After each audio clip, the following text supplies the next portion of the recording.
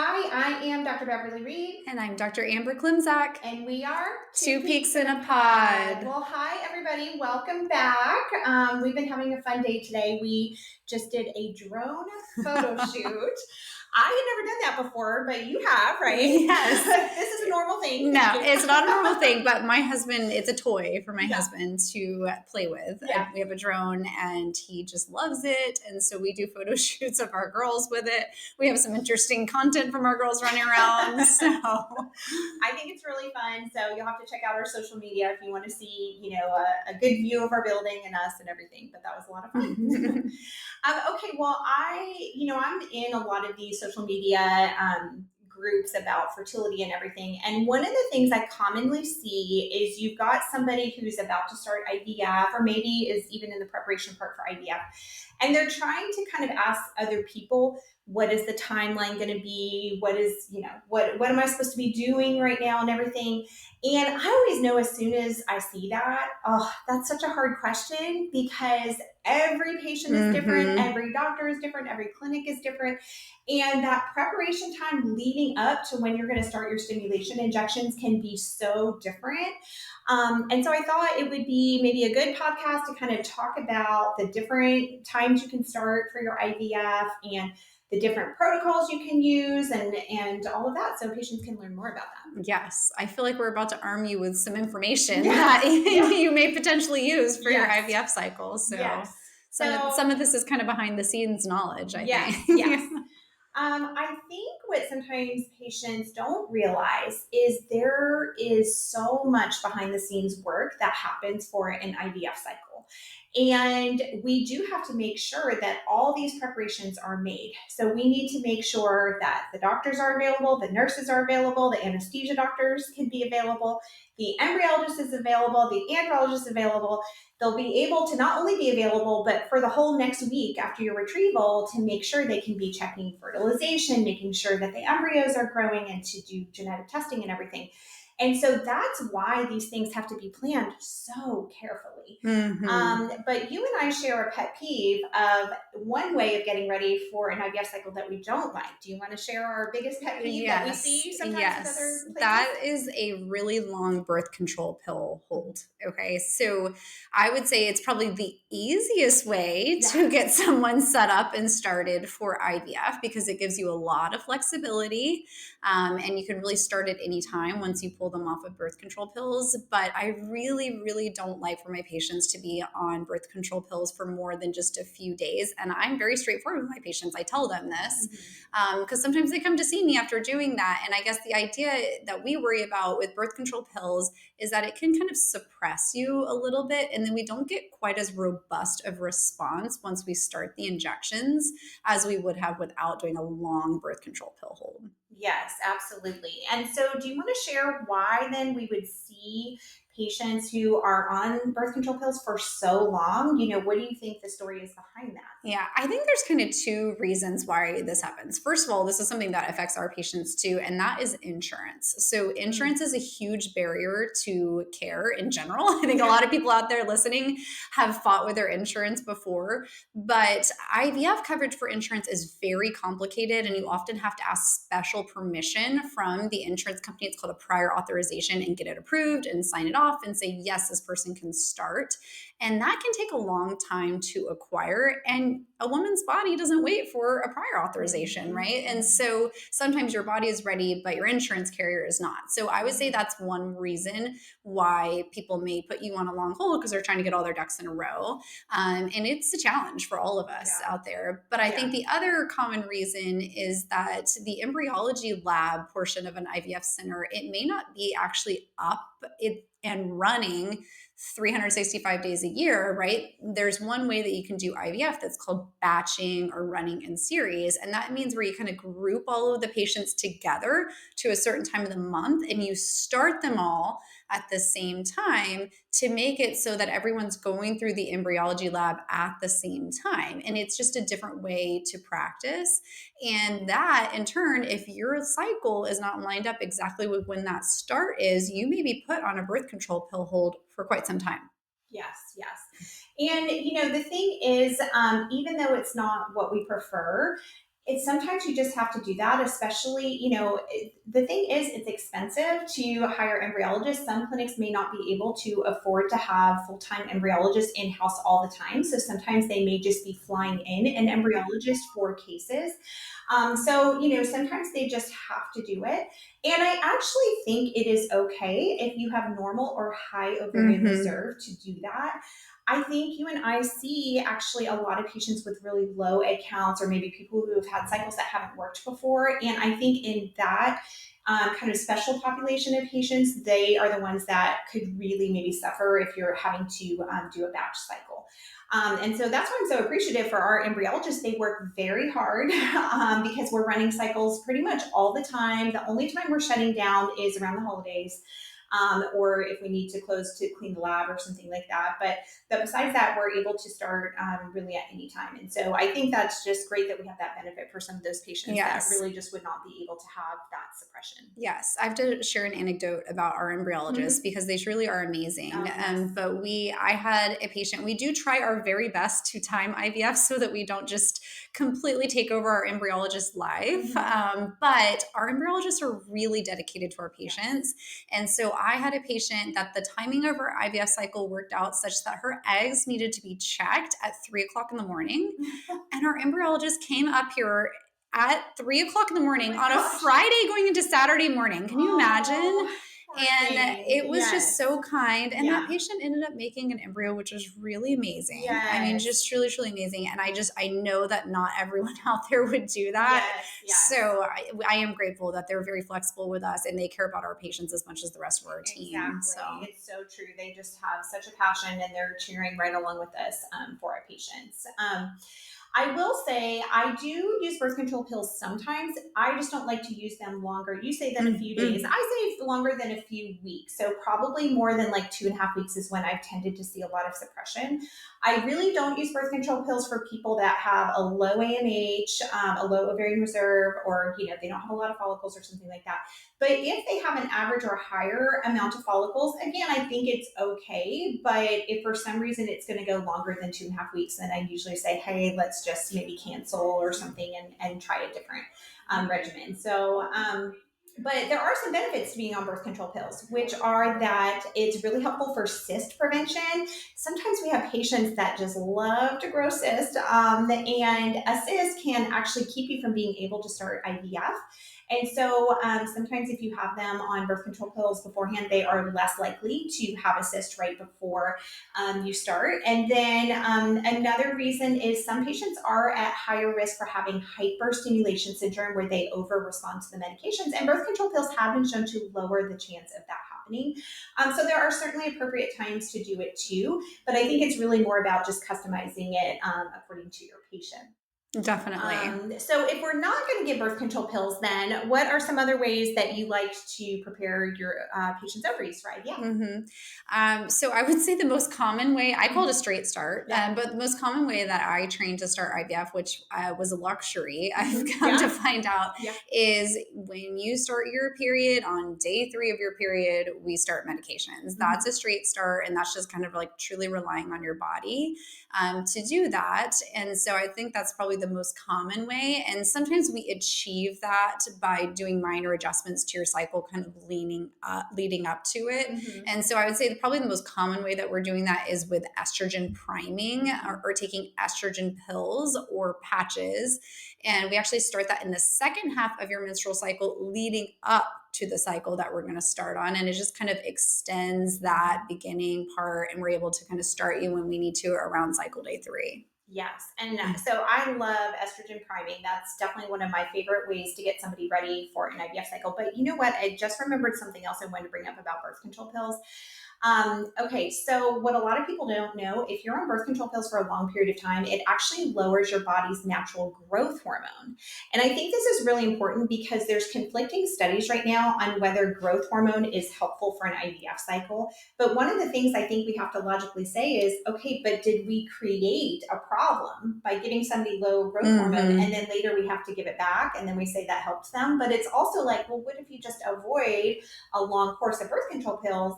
Then maybe those patients wouldn't have needed growth hormone. Right. So I think that's a factor that often doesn't get thought about or discussed in that situation. But I love estrogen priming. So there are a couple things with estrogen priming. First, if you're going to do it, you have to start the estrogen after ovulation has occurred.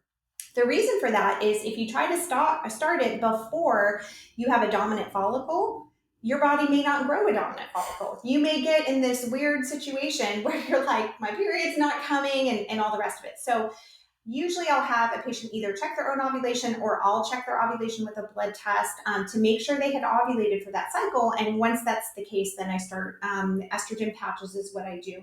And leading up to when we're going to start the injections. And I do it for a couple reasons. One, a lot of my patients, when they do have low egg counts, their FSH level from their brain tends to be elevated. And when you give estrogen, that lowers the FSH. That's important. That way your follicles stay more synchronized. When we are starting injections, our ideal situation is that all those follicles are lined up at the same size, like little soldiers ready to go. If you have one or two follicles that have already started growing bigger, then when you start the injections, they're all going to be growing at different sizes. So you'll have some follicles that are ready before others. And so that's why I really like to do some estrogen. And then also, estrogen priming has been shown to upregulate the receptors on the follicles so that those follicles will then be more sensitive to the injections that we're going to be getting as well. So I think because a lot of my patients that I see are low egg count patients, I really love estrogen priming. That's definitely one of my favorites.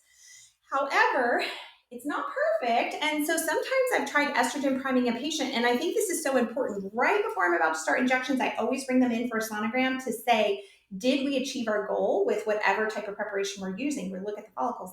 And if they don't look well synchronized, or if there's not enough of them or something, then sometimes I'll just cancel the whole preparation and say, look, this preparation didn't seem to work well for you. Let's not force it because this is the time we had planned to start. Maybe let's try something different. And so sometimes I'll do a lupron priming. Do you ever do lupron? Not often. Okay, Not for my stims. Yeah. I would say that that's probably the most rare type of start that I do. I pull out some other tricks, I think, if I'm worried about synchrony of the follicles. Yeah. So what I'll do lupron with is, well, we know that estrogen will lower the FSH, but the LH level can still be high. Okay. And that's probably fine in the average person, but in some women, if both their FSH and their LH is high, then sometimes I need to use a medication called lupron. And again, you start it after ovulation, but sometimes I'll be able to use this to better sync up with those follicles if my estrogen priming was not enough to sync them up. But the thing is, you do have to be careful because lupron can be suppressive, okay? So one of the old protocols was called a long lupron protocol. People would be on lupron for months leading up to the egg retrieval, and that is not good. It's too suppressive. So this is just maybe a short little course of lupron right before starting. And so sometimes I've found that to be helpful too. Yeah. So for the luteal downregulation that Dr. Reed's talking about, she talks about specifically a hormone LH being high. And so a lot of the research for these protocols has been done on PCOS patients, actually, not even patients who necessarily have low egg reserve, but that's another patient population where you can have a kind of wide variety of follicles that are just resting there that are available to stimulate. And so you can have a lot of problems with maturity when you do PCOS and maybe stemming from asynchrony of the follicles or the follicles not kind of being lined up. So a lot of people will do that luteal lupron lead-in for a PCOS patient, also shuts down that LH, which we think is way too high in PCOS. And so that protocol has been used a lot for PCOS patients. Yes. Because I don't use a lot of birth control pills, one of my most common situations that comes up is patients feel confused because I may not be starting their injections on the third day of their cycle, like they may have seen with other people who were on birth control pills. So as Dr. K mentioned, if you're on birth control pills, you can stop the birth control pills and predict that the period will come at a certain time and then plan to start injections on that third day. But if you're not using birth control pills, then it's not going to be as reliable or predictable. And so there's many times where I'm not starting on the third day of the cycle. But what's really interesting is that is really based on old school IVF. With modern IVF, it doesn't really matter when you start. And do you want to kind of explain to them why that happened over time? Why it used to matter a lot and why it doesn't matter anymore? Probably the biggest push for this is that we basically dissociated your IVF stimulation, where we're giving new injections and creating the embryos, from the actual embryo transfer. So nowadays we freeze the embryo, and then in the next menstrual cycle or sometime in the future, we actually transfer the embryo. So whatever is going on with your cycle during the stimulation, where you're taking injections and having an egg retrieval, doesn't really matter, because your uterus doesn't have to be lined up. Your uterus doesn't have to be ready to receive this embryo, because we're going to do that later. All we really care about is, okay, can we get a good number and good quality of eggs and make it to an embryo from that first half of IVF? Yeah, and I think it's so hard when something has been done the same way for a very long time. Back in the olden days, everybody was doing fresh embryo transfers. So it was so important that you started those injections on cycle day 3, so that by the time you have your retrieval, your lining is going to be ready to go to accept an embryo. And it used to be that they used to do it on day 3, and a day 3 embryo transfer. But now, since those things that she's saying are just not even connected at all, it doesn't actually matter. You can actually start IVF any time of the cycle. And we actually first learned about this from cancer patients. So unfortunately, some women will be diagnosed with cancer, and when they are typically counseled that they need to consider emergency fertility preservation prior to undergoing chemotherapy. And I think in the olden days, they used to try to say, oh, well, we need to wait for your period. But then they said, no, let's not wait. Let's get started right away. And what they found out is it didn't affect outcome at all by starting at any given point during the cycle. So I think it's not about the period, but it's more about us just judging, looking at the ovaries and saying, do we have a good number of follicles? Are they synchronized? Is this a good time for us to start? Especially for like egg freezing and embryo freezing, things that are for fertility preservation. I had a funny conversation with one of my friends that was trying to do egg freezing. And we're going to talk about this, but one of the parts of the cycle that you can start people on is the luteal phase, which is that second half of the menstrual cycle. I love doing luteal phase stimulations. I think they work beautifully. And she was like, oh, I have a big follicle. I'm about to ovulate it. I can't start my egg freezing. I'm like, why? I'm like, you can start your medications in a couple of days. You're about to be luteal. And she's like, what? And she messaged her doctor, and the doctor said luteal stims don't go well. And I was like, and I was texting her, I was like, agree to disagree. I don't know. You know, I think that person maybe has different mindset about when you can start IVF cycles, but it just kind of made me laugh, because I'm like, so many of I love luteal phase stimulations. My patients know that. And now with our peak fertility practice, that's probably actually my most common start time here. Yeah, absolutely. Okay, can you talk to me a little bit about Duostim? Okay, I kind of feel like if you're already talking about luteal stim, maybe you should bring up Duostim. So what if somebody's wanting to do sort of back-to-back IVF cycles? Can you share with us about an efficient way to do that? Yeah, so let's clarify kind of what this means, because a lot of people out there track their menstrual cycles. So I think women are much more understanding of what their monthly cycle does. But remember, you have 2 parts to your menstrual cycle. You have the beginning part, which lasts about 2 weeks or so. It's called the follicular phase. That's where you're growing your follicle. Then you ovulate, and you have the luteal phase. That's the second part. So we used to think, well, you grow follicles in the follicular phase, right? So that's when we should try and grow follicles for IVF. But what we realized is that your brain actually recruits another little group of follicles in the luteal phase. And so you actually have 2 chances, right, at really recruiting a big wave of eggs that are up and coming in the same menstrual cycle. So that potential led to a Duostim, where we can actually start you on injections traditionally kind of at the beginning of your menstrual cycle, do a retrieval, and then your luteal, and you actually start back up on your medications just a few days later, and then you have another egg retrieval 10 days after taking those injections. So you kind of get 2 in the timing of 1 menstrual cycle, and they work really nicely. Yes, absolutely. And it's just such a nice thing, because then you're just not having to wait for your next IVF cycle to start. And not everybody is a candidate for it, especially if you had a really robust response from your first retrieval. Number 1, you may not need to do a second cycle, but number 2, you just may not be feeling up to it. I think it's ideally used for women who just aren't getting a very high number of eggs with each retrieval. So let's say we've got somebody, she only gets 2 or 3 eggs each time. She may perhaps be a good candidate for it. But again, it's something we have to do an ultrasound and look to see, at the time of retrieval, do you have any small little follicles that look like they would be available to stimulate for a duostim? But I just love that we have kind of all these options, again, which are based on that you can really start anytime. Absolutely. Okay, good. All right, should we wrap it up? Yeah, y'all have a good Okay, week. good. Bye, everybody.